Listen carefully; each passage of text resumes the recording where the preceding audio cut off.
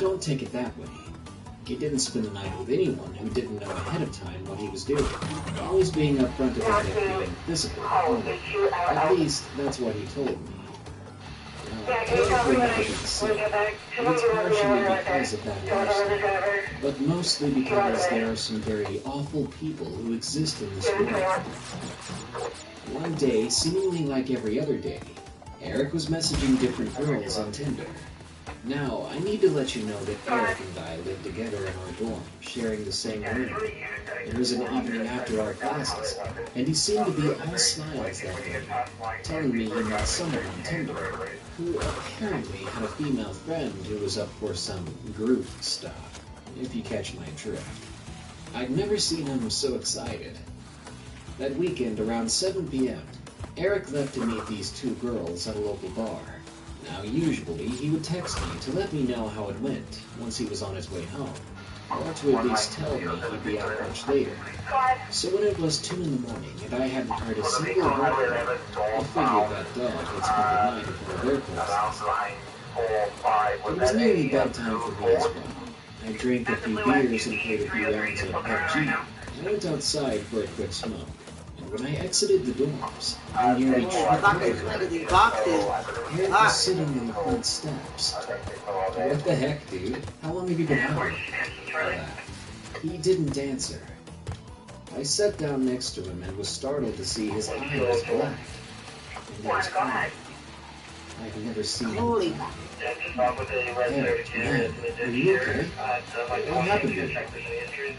Well, Eric still wouldn't talk. Fuck it. After that night, Eric went back home to his parents' place for the semester, never saying anything more than he just communicated with.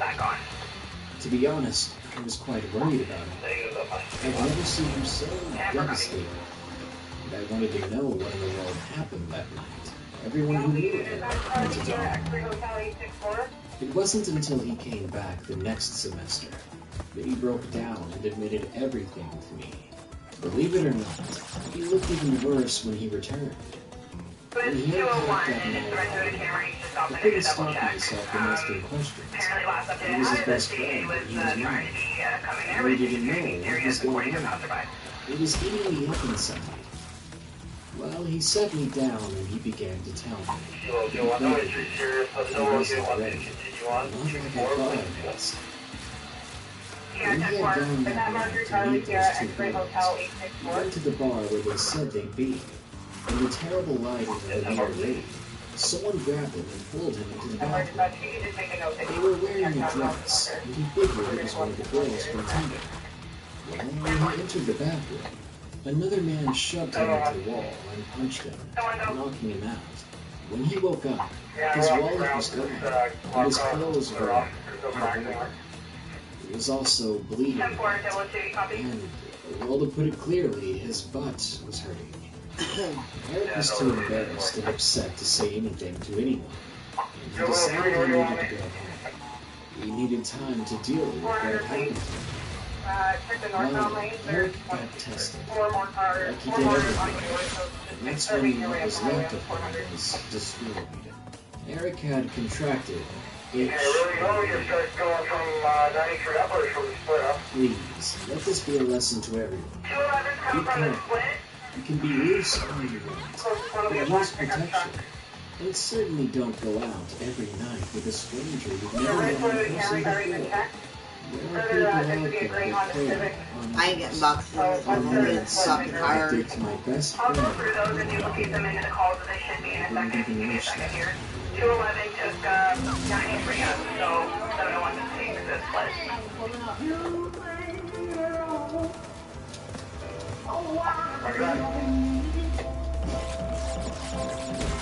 don't like go on.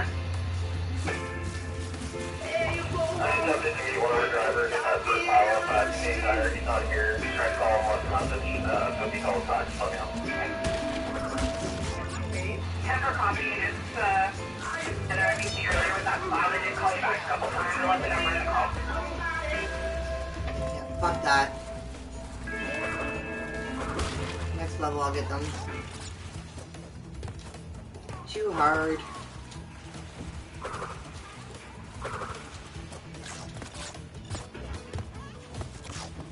If you or anyone you know is facing domestic violence, find support at shelter.ca. American Shelter.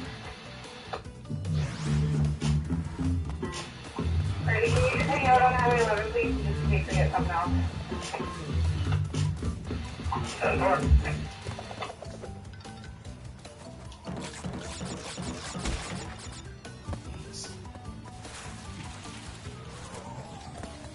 Number 2.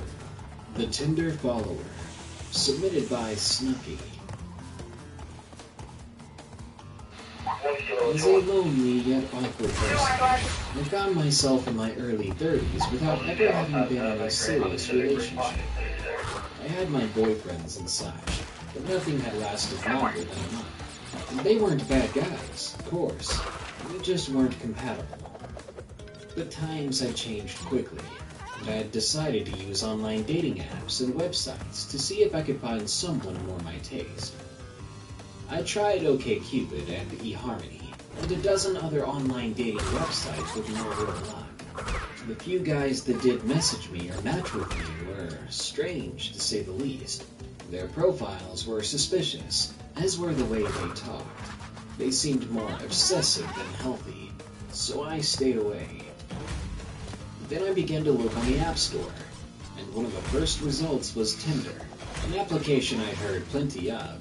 It had invented the whole swipe right phrase. I sat down after work that evening and purchased the Tinder Gold membership and began to swipe. I liked wherever I could see, but there were still so many promising guys out there, and of course there were plenty of joke accounts. After I wore out my rest, I placed my phone on the side table next to me, and marathoned some Fortnite live streams through the Roku on my TV. About an hour later, I got a notification in my phone. I had some matches. 3 different guys had already swiped right on me, and I immediately felt excited. Nothing else had worked so quickly or as well. I scrolled through these matches and decided to message my favorite at a glance, who happened to be a 22-year-old guy named Connor. Connor was 6'1", half Cuban, and a very handsome guy. He was also majoring in pre-law, which sounded pretty great to me. I messaged him, deciding to be brave, saying, "Hi Connor, it's nice to meet you. As you can see, I'm a bit rusty." He responded within 10 minutes, saying, "Hey there, I was just about to send a message your way." My heart beat a little faster.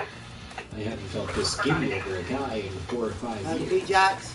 We started to chat, and by the end of the evening, I figured I'd give him my phone number. Connor was such an interesting guy. He wanted to make a name for himself in the world. He came from a struggling family, and worked 2 jobs to support his mother and pay his way through college. Well, after a week of getting to know him, we decided to finally meet at a small concert at a park happening that weekend, when he somehow miraculously had a day off. When the night came, I primped and made sure I looked my best, grabbed some pepper spray because you never know, and made my way to the park. When I arrived, I found a spot in the back as a small crowd gathered with the chairs in front, hoping that would leave enough time for Connor to sit next to me. After waiting for a half an hour, the concert began, and Connor was nowhere to be seen. I'll be honest, I was extremely saddened by this. I'd gotten my hopes up only to be hurt after taking a risk after so many years. I left after trying to enjoy another 10 minutes of the concert before miserably. I decided to walk home as my house was only about 1.5 miles away. I didn't feel like being cramped into a bus or hailing a stranger's taxi. It was 15 or so minutes into it, and I realized there was someone behind me. They were wearing a dark-colored hood, and they were maybe 20 yards away, never getting closer, but never getting further away. I kept my hand on my pepper spray just in case, and continued to walk. It was probably just someone else trying to get home. I turned another 3 corners and walked across a couple of streets. I checked behind me again. The guy was still there, still 20 yards away. With a few more lights in the area, I could see him a bit better. He was definitely a man, around 6 feet tall, and he was as thick at the top as he was in his midsection. And I could also see a thick beard coming down to his head. I started to palpitate. Why was he still there? He couldn't have been bald, and seeing the shape of his body, I knew it couldn't be Connor. My palms began to sweat, but I cooled down a bit and figured I needed to head somewhere where there would be people. My house would just be too far away if this guy really was playing something. I turned away from him, analyzing the situation, but not paying enough attention to it. And in that moment of losing myself, I felt a cold and sticky hand stretch over my mouth from behind me. I screamed. Whoever it was, they had quickly placed their arm around my neck hard, and I could feel veins in my face bursting. But scared, I screamed. I kicked and I prayed. And then, we were both knocked hard to the ground. All the air left my lungs. At the same time, a sharp scream erupted in my ribs. There was another person there. Besides that, all I knew was that the arm and hand were still around me. I passed out. The next thing I remember is waking up in an open ambulance with a huge bruise on my side. I'd broken a rib, but I was safe. Within that same hour, I learned that the man who was following me had been arrested. That another man, a father walking his daughter home, had attacked him when he saw that I was being assaulted. I also learned who my attacker was. His name was Carl, and he had been catfishing people with multiple made-up accounts on various dating apps in order to stalk and steal from them. If he wanted to take my stuff, why was he trying to hurt me or even take me? He could have just taken my purse. Something tells me that he wanted more. I happened to be that victim that he chose to step up his game on. I actually did start using Tinder again, but not for several months afterwards. I choose to believe he was just one evil guy out of plenty of good out there. But there will always be another call. Number 3. My Tinder stalker. Submitted by Adriana. They're coming up to the scene of it. They had to, they went over the buffer. This happened a few years ago. I was about 16 years old. To help you get an idea of me, I'm pretty short, with bright green eyes and long dark brown hair. I'm not usually very self-absorbed, but from my point of view, with some confidence, I'd like to say that I'm attractive. I'd been on summer break for a while at that point, and being that age, I felt like doing something rebellious. So I snuck out one night. I quietly walked through the small patch of trees lining the back of my house, which brought me into the neighboring streets where my friend's house was located. We sat in her backyard and drank some beer, because we were cool kids. Being a bit intoxicated, we somehow stumbled across the topic of Tinder, which, for those of you who don't know, it's a dating app. We thought it would be fun to screw around on the app. My friend didn't know, so I decided that I quickly downloaded Tinder and started her. I was a little tipsy by then, but not so much that I didn't understand what I was doing. But I knew for a fact that I was only doing this for the videos. So we did our thing on Tinder, matched up. My notifications started going off like absolute mayhem. I set my half empty beer bottle down and looked at my gun. Let's call her Kay. I knew it was a day of first sight. I never actually wanted to get into a relationship. I shrugged it off and turned the phone on, and I told myself that once I got home, I could just delete my account. Alright, so here's the one vehicle that was involved in the WC took off. Is now no longer on speed. We're going to need looking at the time. a couple codes at my location. We're also going to need a heavy one that has most likely going to have to shut I down. had to babysit some kids today, but I sure as heck didn't want to show up hungover and trashed. I told Kay that I had to go. I said that I bet her no anything noteworthy would happen on Tinder, while also being late. We'll go confirm that with fire side for the cat side game match. Fast forward to about 2 days later. I was babysitting again. The same kids that I've been looking after for a little over a year. We were just hanging out in the living room. I had a movie turned on for the youngest one. Her name was Sadie. She was only 5 and basically a ball of sunshine and cuteness. There was Jacob as well, who was 10 years old, and then Ashton, who was 14. Which was why it was weird they wanted a babysitter if Ashton was only 2 years younger than me. I got no clue. But I didn't mind. I loved the kids, and they were a joy to be around. Sadie was quickly fast asleep on the couch. I remember having to pull out her sippy cup strategically from her mouth without waking her up. Jacob and Ashton were both sitting at the island in the kitchen, and Jacob was bubbling about something. I wasn't paying close attention to what he was bubbling about. As I made my way to the island, my phone began to buzz. It was a notification from Tinder. I was weirded out because I hadn't gotten any notifications since 2 days ago, and I downloaded it. I clicked open and I accepted them. Their profile seemed a little catfishy. I was only in it for the kicks, and I thought maybe I could screw around with this. Where's the actual one that you wanted done with the athlete? Right away, he was northbound, and it's just north that his name was Forest.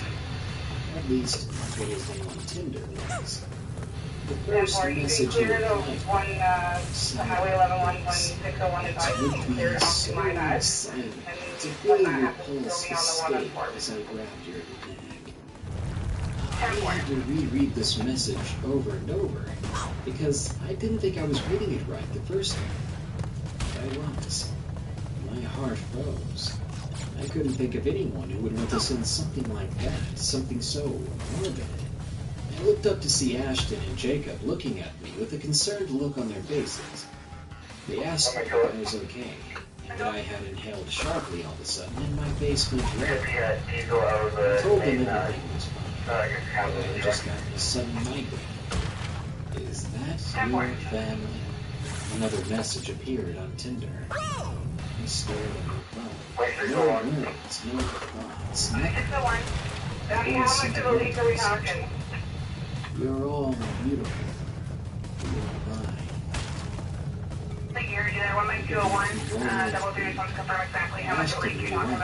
What he wanted him to stay away from me and kids. He walked in with all of them after.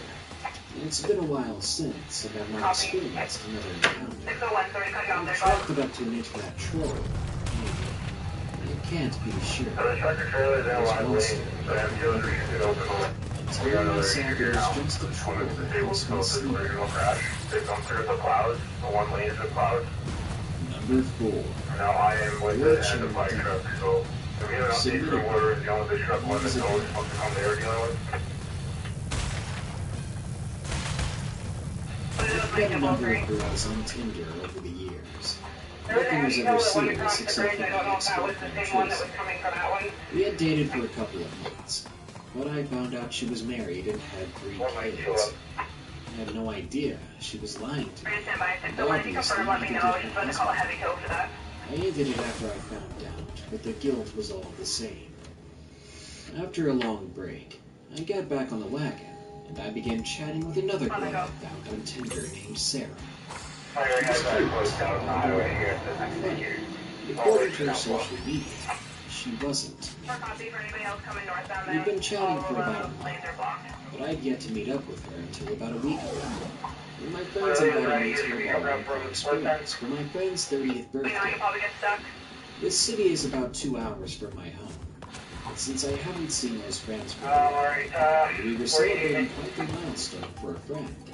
I agreed. I checked it out online and saw that the bar had a live band on the dance floor.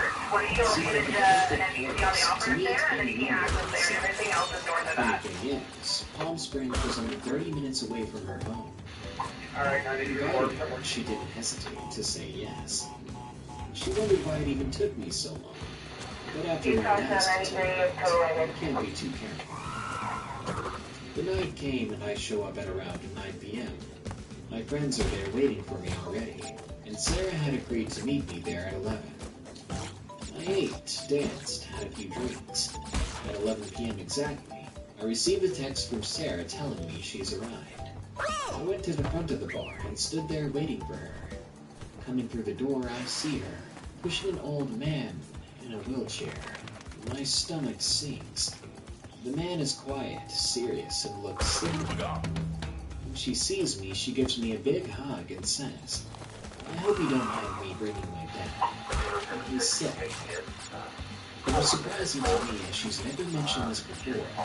In fact, she said her dad had just returned from a trip to Haiti and was going to dinner with them last week. I smiled politely and told her not to worry about it. I introduced her and her father to the birthday boy and gave him the don't stare face. Mrs. smiled and greeted me with guests. After a couple of hours of drinks and dancing, I said farewell to Sarah and her father. They went home by van. For the 2 hours they were there, her father didn't say a word to me. He didn't even kind of smile or smirk. He would just stare blankly at whomever was speaking to him. Once they left, I texted Sarah. "I hope you had a great time. I'm sorry about your dad. I hope he gets better. Sucks that I couldn't interact with him much." She didn't reply for about an hour, and then only said, "Thanks." Being the prideful person I am, I did not reply to her text. She either didn't like me in person or she was taking care of her dad. Those were my only two thoughts. At around 3 a.m., we decided to head out and have a few drinks at my friend's sister's house. She lived about 5 minutes away, so it was the best option, especially since the other option was a Class 4 DUI. When we arrived at the house, we sat in the living room to have a few drinks and listen to music. The curtains were open with a view of the street. As we were talking, Jenny suddenly yelled, "Bro, isn't that your date's dad? The wheelchair guy?" I looked up and yes, it was. I felt a cold chill down my spine. Oh, what could he possibly be doing running down the street by himself? I thought to text Sarah, but I decided against it for some reason. Around 6 a.m., I decided to get some gas to get Around 7, I freshened up a bit and walked down the street to get in my car. The boys were doing the same. When I got in my vehicle, I started driving to the IHOP down the road. It was about a block down when again I see Sarah's dad sitting still in his wheelchair next to a tree on the sidewalk. I immediately called Sarah and got no response. Now I was beginning to worry. I turned the car around and planned to speak with him. Maybe he needed help. But when I looked back, he was gone. I was perplexed, to say the least. But I decided to go about my day. Kind of missing Sarah during breakfast, I decided to go through her Facebook. Maybe she mentioned something last night, or maybe I have a message from her. After seeing she didn't post about our date, and I started looking through her pictures, which might sound stalkerish, but man, she was beautiful. I felt the same chill down my spine I'd felt before. There was a picture of her and her mother at dinner, with her father after his trip. It was not the same man in the wheelchair. And her father looked healthy, fat, and at least 20 years younger than the man in that wheelchair. I was in complete disbelief. Why would she lie to me? Ding, I get a message from her. Those 4 words that will haunt me forever. Daddy didn't like you. She blocked me, and I haven't heard from her since. Number 5. Tinder Robbery, submitted by Shower Songs. I was 22, and just starting out on my own in the real world. I got my first apartment, a car, a job, and I didn't have any more school to worry about, or parents to bother me.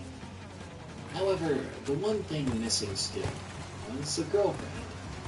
The serious relationship that I'd always wanted, I figured it was time to try it. For a few days on my spare time, I would swipe through various girls in my area. I did have a few matches, but none were all that chatty. And one day, I saw this girl that I immediately thought couldn't be real. I had never been so attracted to anyone. I liked her, and immediately matched with her. I wasn't even convinced she was real, but for 2 days, we spent all our free time chatting, and I asked if she wanted to go on a date with me. I was nervous, expecting to be rejected or told that it was too soon. But she replied with this: "Why don't you just come over?" Winky face. My eyes lit up, and I immediately replied, giving her my address and asking if she wanted to come over instead.